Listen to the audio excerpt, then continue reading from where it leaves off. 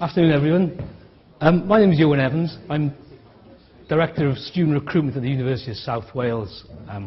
The clue's in the title, in South Wales. And thank you very much for the invitation, or allowing me to speak to you this afternoon about making a success of CRM. I'm going to take you through a journey that we've been on with Crimson Consultants, and how we've worked with them over the last 5-6 years, but more recently in the last 18 months, on developing our CRM capacity to facilitate better student recruitment. So, where do we start? Well, in this journey we're going to focus on John. And John's a typical student who wants to study animation. And what we found at the university, we were pumping out various promotional material, 48-sheet posters, traditional stuff that new universities like ours would do. And as a result of the activity that we undertook, we get John, or Jay, to fill in a long, laborious inquiry form, which asked everything from inside leg measurement to what they were studying, etc., etc. So quite a long, dry form. And what would happen then, John, if he was lucky, would get a prospectus. I think one of ours is buried in there. John then would have a few more questions, and we wouldn't know what to do with these questions, so we'd send them to what we had in USW. ENA is our Inquiries and Admissions team, and he'd email the ENA team and said, I need to know a bit more about the course that I'm interested in. That would typically land into a shared inbox, Outlook inbox, with thousands of other student inquiries, course inquiries, asking what time the creche opened, what was on the menu in the refectory. Just loads and loads of all random inquiries that probably would get a response at some point or other. At the same time, John is inquiring, or would have been inquiring, about a host of other institutions. Some would be handling his inquiry better than we were, some were handling them much worse. And what we would see is other institutions would send personalised information, or not, as the case may be, or wouldn't even reply to John. We would continue with that drip feed of information to John, sending him some fairly personalised, at least it would say Dear John occasionally in the email, but stuff about our open days, about courses, about applying through UCAS, the sort of information that a typical 17, 18-year-old prospective student would be interested in. And as a result, John may or may not attend one of our open days. He might turn up, he might not, and he might apply. If he applies, happy days, there's another student in the bag. But with an institution like University of South Wales, where 90% of our student income comes from student recruitment, this wasn't good enough. We're in a highly competitive student market. We're a recruiting institution, as I said. We're not a research-intensive Russell Group institution. It's hard graft to get the numbers that we need to survive. So there's a realisation that, look, what we're doing isn't good enough. Yes, we were recruiting to target just by the seat of our pants. Clearing was hard work. But we needed a change. We needed a shift. And this is where Crimson came along. We needed to work with a company that would challenge us in terms of business processes, that would challenge us in terms of how we currently operate, the culture that we have, and they would support us with that technical solution. So we got to John again, and this is where we're heading at the moment. This time, though, we're targeting communications to John through his Facebook page. We're using Crimson's social media accelerator to get information to John, who we know is interested in animation. So the 48-sheet posters on the side of the M4 or whatever, they've gone. Much more targeted communication, telling John of the courses and opportunities that we have. He'll order prospectuses, but this time he'll fill in a very short form, a form that doesn't have round about an 80% attrition rate that we previously had. Something that we developed with Crimson that links directly to our student portal, or our applicant portal. We're now getting some intelligence. We're now getting some information on where people are inquiring from. How effective was that campaign? What was the response rate to that Facebook post that we had? So starting to work much more integrated with our marketing department, as opposed to them going off doing the nice pink and fluffy, colourful stuff, and the admissions team just churning out inquiries or churning responses to inquiries.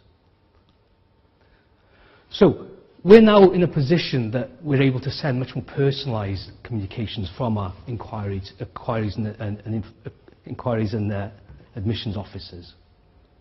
We're able to send information that's relevant to John and, as I say, linked specifically back to his My USW portal, which has a range of activities and interactions that we present to John through the application cycle.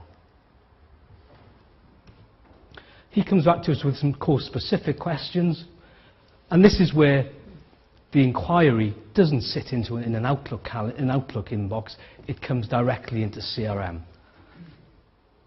So John's asking us some specific details. Here's his record. Tell me a bit more about the course. We are then able to provide a much more personalised response to him, bringing in links to specific activity, specific promotional material. Our marketing team, for example, have done an animation show reel which shows off the work of the school. So we want to get that in front of John. We want to wow John with the information and the activities that where our students are involved with. So this is the key bit for us, is that updating of John's CRM record. The CRM record is a record of all those conversations the institution is having with John. Like yourselves, we're very porous organisations with inquiries coming at various levels. Relationships are struck up at course level, with support departments, etc., etc. But here we're trying to manage that relationship with that inquirer. The inquiries admission officer can view John's entire interaction history, and we can tailor responses accordingly. And again, this is where the intelligence starts coming through. So we're able to see the type of inquiry that we're having. When are we getting these inquiries? What's the sort of pattern? What type of inquiries are coming through? And also what faculties are being, where are we being asked about? What are we being queried on? Now this is important for us in terms of an institution like ours for course development, for portfolio, for evolving the portfolio. So if we suddenly find we're getting a lot of queries about a specific subject area, how do we feed that back to a faculty? They're the brains behind the operation, they're the ones who are developing these courses. So if we suddenly find that we're getting 30, 40 inquiries about a specific creative course, hold on, is there an opportunity there for us? Should we be looking to develop modules or even courses to meet that demand? So that intelligence is key for us, not just in the admissions area, which I look after, but also, as I say, within that course development and portfolio growth.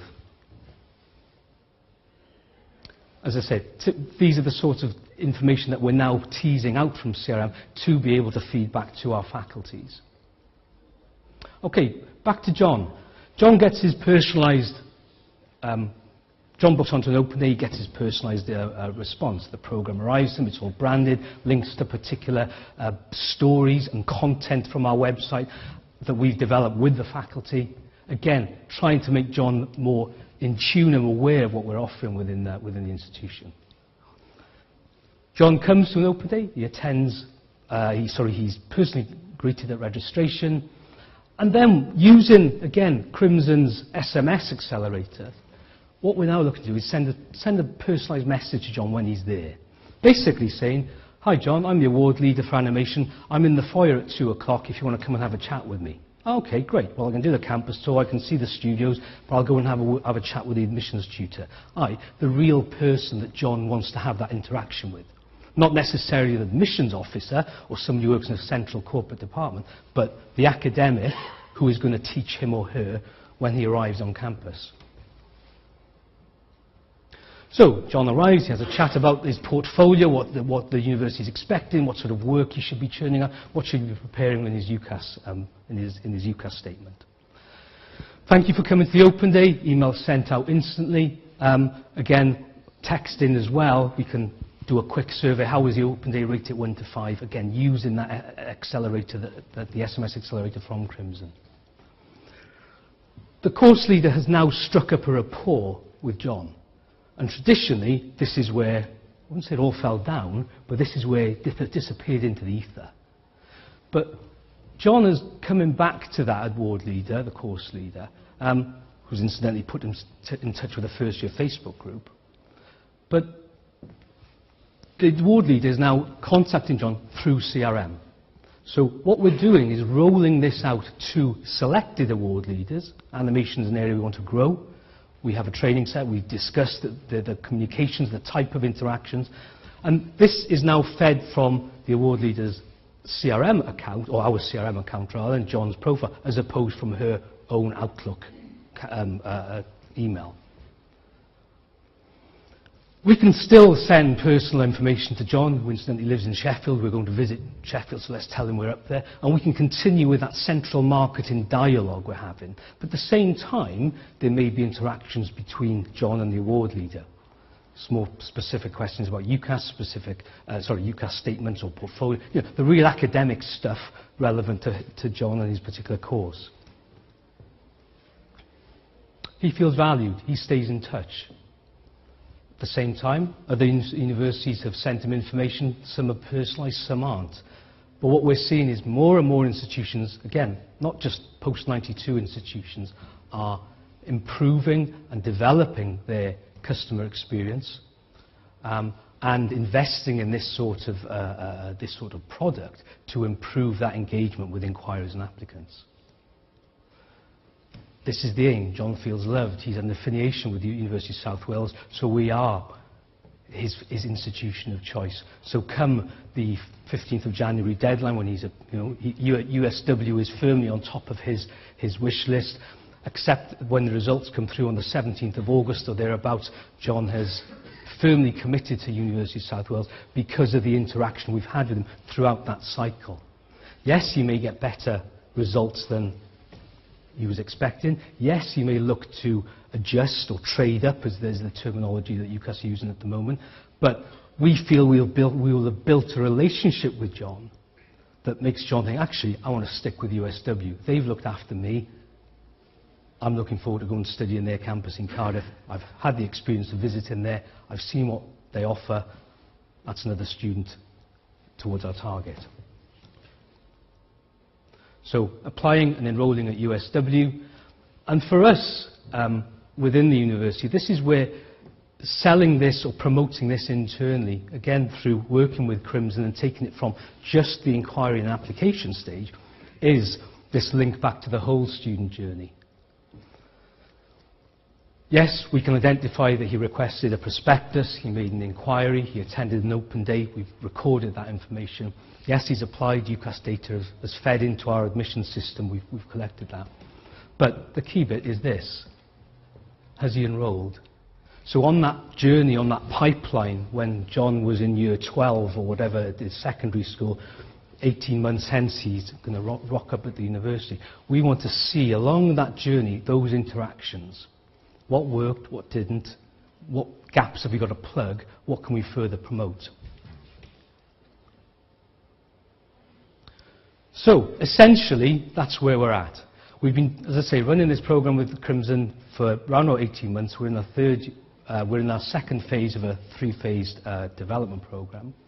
The key bits that we're rolling out at the moment is our interview and applicant day. And this is where taking the notion of booking your tickets to the theatre type example is the self-selection, is to allow John and others to pick the day, time, etc. that they want to have their interview and make adjustments accordingly. They can't come to a particular date, they want to rebook. Significant manual intervention previously, but now we're able to move our inquiries and admissions officers to do much more proactive outbound communications as opposed to trying to slot John onto another open day or another applicant day. So the self-service element is particularly key. The integrated data capture, again, for us with a separate admission system, which is an in-house system, using Microsoft Dynamics CRM, we've got our own admission system, Admit, then we have an off-the-shelf student record system, Quercus Plus from Campus IT. So I'm sure that resonates with a number of other institutions who have these standalone systems, and some talk to each other, there's some interfaces and whatnot. But for us, that integrating that data to give us that continuum, that journey, and identifying where those leaks are in that journey is key. The more automated communications, again, particularly relevant in drawing in, and this again is the key point on the integration side, drawing in that collateral that our marketing team are developing. You know, how many times have we seen brochures produced sitting at the table and that's the end of it? But much more social, much more engagement with electronic communications, rich content, story-based information on our website. So again, integrating that whole operation that we run through inquiry application, marketing, inquiry, application and enrolment. Rolling forward, which we're starting now in the new year, is the schools liaison module. Again, integrating another key element that just about every institution is involved, or activity in schools and colleges liaison. How we manage in that relationship with our feeder schools and colleges. What communication is going out, how many members of staff rock up to a particular school and college and often bump into other members of staff who've been there earlier. You know, trying to manage that and targeting specific schools and colleges that we know are our main feeders. So that is going to be a key element of our work as we engage with our market, engage with influencers like parents and teachers and what have you. The social media module, as I mentioned earlier, again, that's another part of development. It's continuously changing. What we're finding is much more interaction from our perspective on current students through social media. But I don't know whether institutions suffer this, but we do have a number of staff who are very active on social media outside of work, but they cross that threshold into work, and we don't do social media anymore. Email maybe and letters, but why social media? Why should we use that to engage with our students? Again, it's not endemic, but it's still a challenge for us as institutions to engage with our market, our customers, in the areas, in the channels that they're familiar with, and using the information and using those systems that they're engaging with. Live chat, again, probably something that a number of us have dabbled with in terms of confirmation and clearing. Something quite, you know, it's worked to a point. A lot of international students are using it, we're finding, but this again is something that we're looking to develop and looking to evolve. The 2017 onwards with continual improvement, that is something I can't undersell or underpromote really. And this is where the triage of development for us is absolutely key. Crimson have got a good product, they're great people to work with, we've done a lot of interesting things with them. But the off-the-shelf, here's your CRM product, guys, get on with it, that just won't work. So challenging business processes has been absolutely key. You know, this notion of as is to be, you know, getting in the huddle, getting into these scrums, getting down and really challenging what we're trying to achieve here. And that has been hard work. But it's been worth it.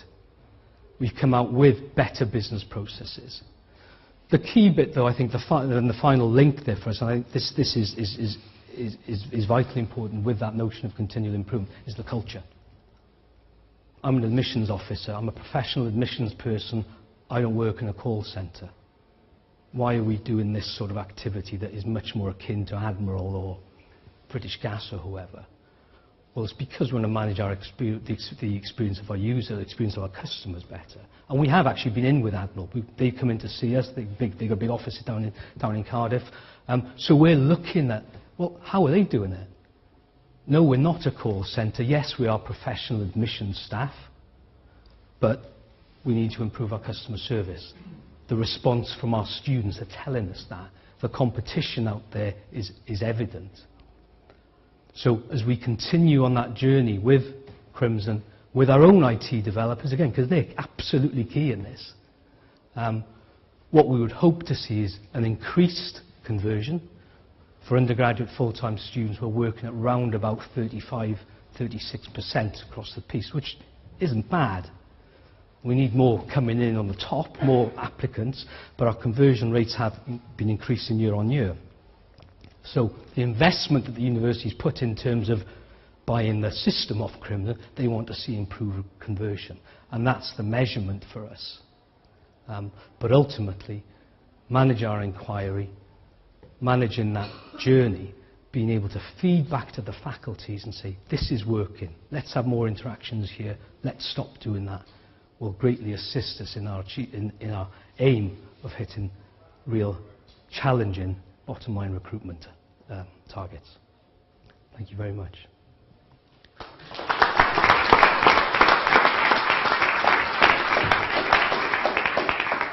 Any questions?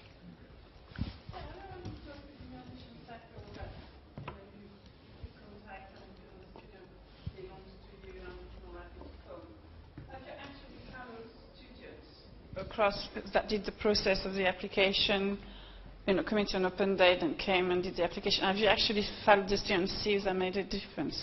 Yes, we have. We started this. We trialled it in an applicant day, or sorry, an open day. We had it in April of this year, and being able to see the bookers, the attendees, and those who've applied. Obviously, that's where are we now in November. So the event in April was for recruitment. Was aimed at recruitment in 2018. That's who we're targeting. So the UCAS cycle obviously still open until January the 15th, but we have seen a number of applicants that have come through that process. In terms of the feedback we're getting, this is when the process was in its infancy, but so the last intake in September, so the intake we just had, we undertake a getting started survey, for want of a better phrase, and being able to see the responses in terms of the information or the engagement that our inquiries and applicants have had with us prior to arrival has been encouraging. And what they're what they're telling us is they want more personalised communication using their channels that they're engaging with, as opposed to email. Email is the scourge, I think. I think it's the place for email, but for our students, I think we don't really want to engage via email because it's not where we're talking. So talk to us where we want to be spoken to, if that makes sense. I mean, I get the point about not communicating by email, because they don't, and the next generation after that, even less. But for me, those are more hygiene factors and actually real determinants to I want to come to your university to study X. Actually, if you follow them and you stay with them throughout the process, you realize that the delivery of the first lecture, or whatever you call it, the briefing on the course, the accommodation and the feel on the campus is what makes a difference. Walls are just a hygiene factor, don't you think? I think the experience they have on the campus is key. It's a statement of the obvious, isn't it? But I think what we're finding is, as I saw towards the end of my presentation, is the whole student journey. So we've got them to the point of enrolment, but that baton handing over exercise, you're now engaged with your studies, you're now engaged with other parts of the institution. I think that gap between enrolling and the rest of the student journey is I think something that we need to close to close the loop. We have an attrition issue at the university, as a number of institutions do, but that's something that we're challenging ourselves with, to raise that student experience, because we do seem to be able to raise that expectation at the point of inquiry and application, but what's happening in the intervening point post-enrolment for the remainder of the 3 years of their study?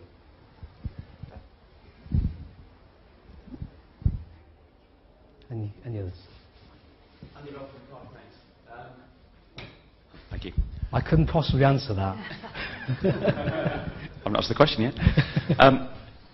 Obviously, you're collecting this extra data now at the point where, as the students are sort of going through the application process. Yeah. Have you got any plans to make that available to academics in terms of almost on the learner analytics side, using that to help them sort of manage the students, actually their academic attainment while they're on the course? Yeah, that's a point I was just trying to cover off there. That stage of post-enrolment for us in the student journey as an institution is key. We've recently, 18 months ago, appointed a PVC student experience. Using this type of technology in the classroom and beyond is not my bag, but it's something that we're definitely looking at. because the technology's there. Well, why aren't we using it for that very purpose? But the experiences that we've had up front at inquiry and application is particularly of particular interest in terms of what potential we have for at that stage of the student journey.